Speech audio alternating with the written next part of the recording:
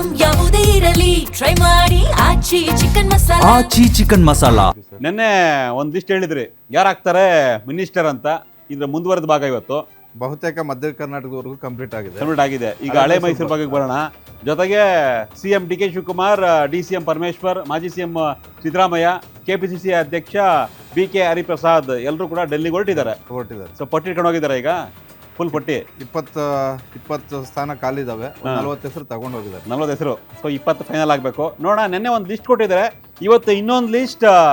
ಯಾರು ಆಗ್ಬೋದು, ಏನಾಗ್ಬೋದು ಅಂತ ನಿಮಗೆ ಪ್ರತಿಯೊಂದು ಮಾಹಿತಿಯನ್ನು ಕೊಡುವಂಥ ಪ್ರಯತ್ನ ಮಾಡ್ತೀವಿ. ಯಾರೆಲ್ಲ ಆಕಾಂಕ್ಷಿಗಳಿದ್ದಾರೆ, ಯಾರ್ದು ಫೈನಲ್ ಆಗ್ಬೋದು ಅಂತ. ಅದಕ್ಕಿಂತ ಮುನ್ನ ಒಂದು ಬ್ರೇಕಿಂಗ್ ಇದೆ, ಬ್ರೇಕಿಂಗ್ ನೋಡೋಣ.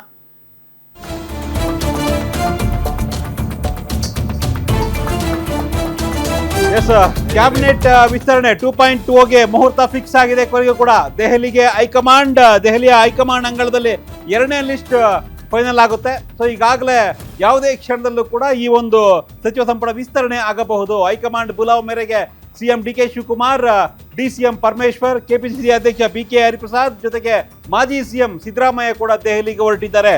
ಸೊ ಈ 4 ಜನ ದೆಹಲಿಗೆ ಹೊರಟಿದ್ದಾರೆ. ದೆಹಲಿಗೆ ಹೊರಟ ನಂತರ ಹೈಕಮಾಂಡ್ ಬಳಿ ಈ ಒಂದು ಲಿಸ್ಟ್ ಅನ್ನ, ಈಗೇನು ಇನ್ನೂ ಒಂದು 20 ಸಚಿವ ಸ್ಥಾನಗಳು ಖಾಲಿ ಇದಾವೆ, ಆ ಒಂದು ಸಚಿವ ಸ್ಥಾನವನ್ನು ಫಿಲ್ ಮಾಡಬೇಕು ಅನ್ನೋ ಕಾರಣಕ್ಕಾಗಿ ಈಗಾಗಲೇ ಲಿಸ್ಟ್ ಅನ್ನ ಇಟ್ಕೊಂಡು ಹೊರಟಿದ್ದಾರೆ. ಸುಮಾರು 30ಕ್ಕೂ ಹೆಚ್ಚು ಆಕಾಂಕ್ಷಿಗಳು ಈಗಾಗಲೇ ದೆಹಲಿಗೆ ಪಟ್ಟಿಯನ್ನು ರವಾನೆ ಮಾಡಲಾಗಿದೆ ಅನ್ನೋ ಒಂದು ಮಾಹಿತಿ ಬರ್ತಾ ಇದೆ.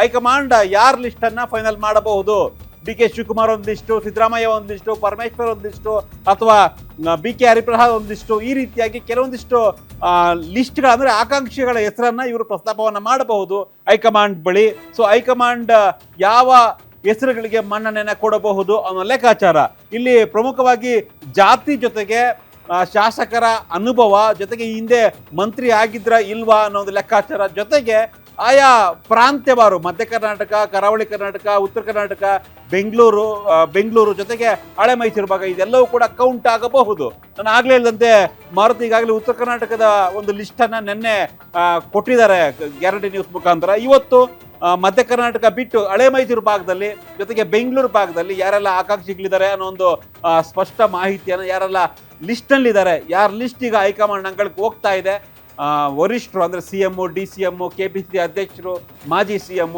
ಎಲ್ಲರೂ ಕೂಡ ಈ ಆಕಾಂಕ್ಷಿಗಳ ಪರ ಬ್ಯಾಟಿಂಗ್ ಮಾಡಬಹುದು ಅನ್ನೋ ಲೆಕ್ಕಾಚಾರ. ಸೊ